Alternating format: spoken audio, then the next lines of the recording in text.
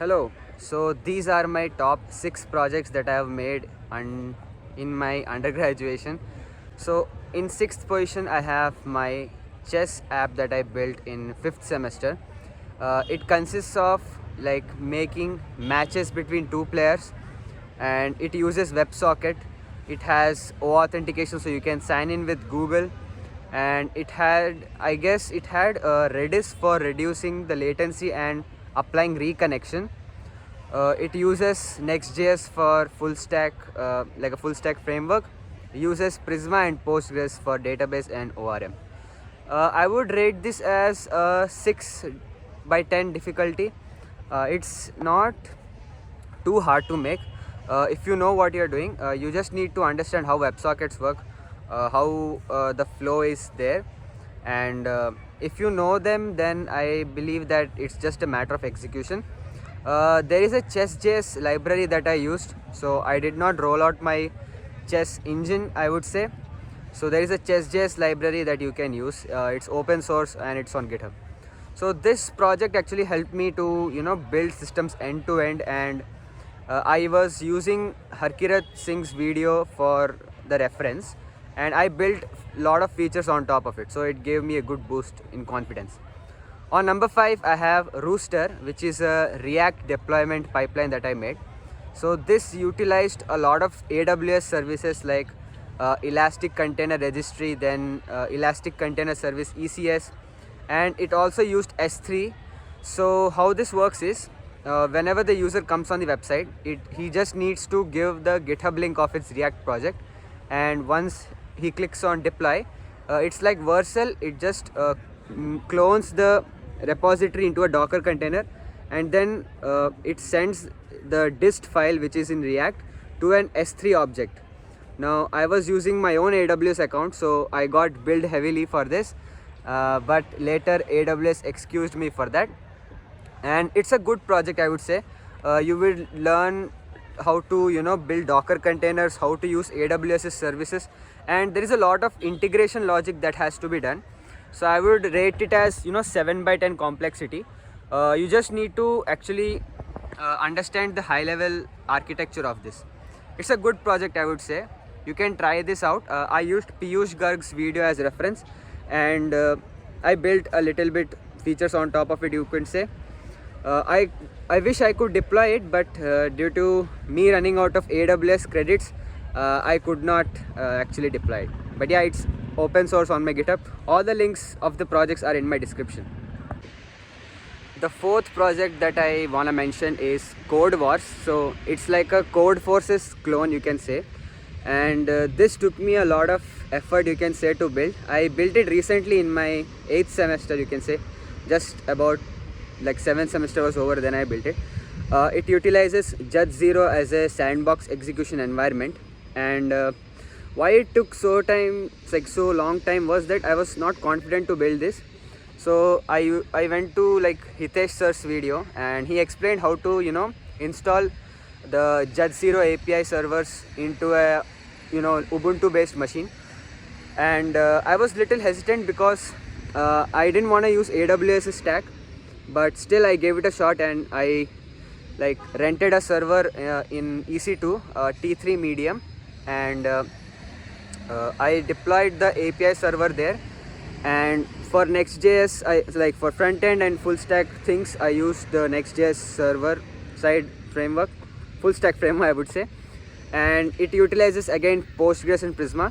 This was a lot of fun to solve because the pain point was sandboxing the execution and understanding how the test cases are to be like made, and how I can send it to Judge API, and how I will make the verdict for the user.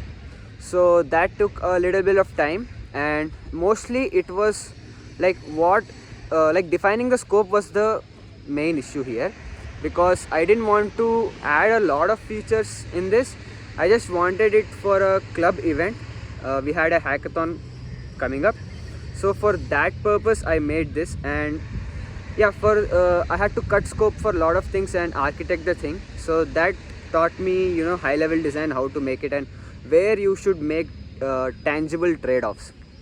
The now we are coming up to the top 3 projects, and the third project is Ganges, the top 3 one, which is a dynamically typed programming language that I made. It is based on the book of Thorsten Ball on how to build an interpreter in Go. This I had in mind to build this, and one of my seniors, shout out to Shobit Nagpal, that had actually inspired me to do this. He has also built his own interpreter using the same book, and it's a classic interpreter which uses recursive descent parsing to parse the code and then generate the abstract syntax tree, and then we walk through it using evaluation. It was also a really good project. It taught me recursion, you can say, a really good concept.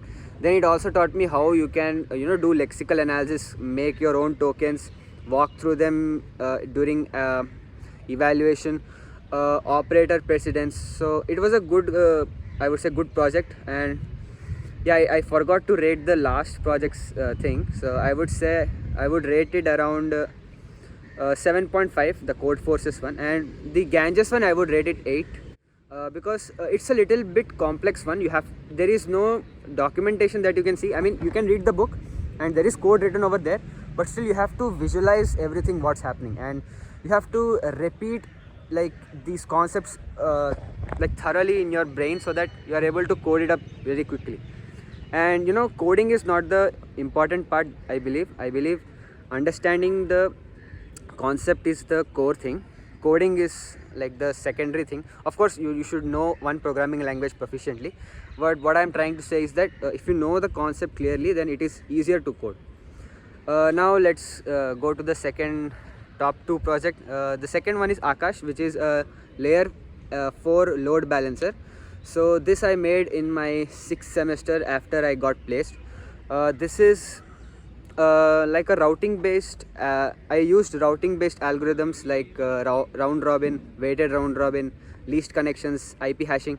So this is a load balancer that just checks the it just routes the backend requests to the wait, let me think. I am not going to cut out this part. Let me make my words little bit clearer. So yeah, the load balancer sits in front of the backend servers, and whenever a client requests something to Akash, they will obviously hit the load balancer's IP address, and Akash will in turn route these requests using one particular algorithm to the many backend servers. This was a fun thing to do. I built this using Golang. And one more interesting thing was that I got to know about the certifications, the TLS terminations that you can do to enforce HTTPS requests and all that sort of things. I also implemented Prometheus and Grafana for it. Prometheus to track everything, and Grafana to build dashboards around it. I would rate this project as 8.5 in complexity because I did not build L7 load balancer. I just built a simple L4 load balancer, and some of these concepts are covered in in BTech. You can read in, I believe it's in computer networks. A lot of things is covered. The first, the most complex project that also helped me during interview process and on Twitter, that is the Prithvi, which was a key value database, and this one is a special one because this actually gave me confidence that I could build anything with the right amount of mindset. This is a simple Redis clone, you can say. It has features like write ahead log. It has okay, I'm forgetting some of the features, but it also has Prometheus. It also has Grafana to build dashboards and track metrics. What else did it have? It had disk persistent using JSON. So serialization and deserialization I had implemented. It was quite scalable, I would say. Not as scalable as Redis because this was a single node thing. No replication was there, no sharding was there, but a good Redis clone, you can say, with standard features. I built it using Java, and the underlying data structure used was concurrent hash map, which is under one particular package. I'm not remembering one.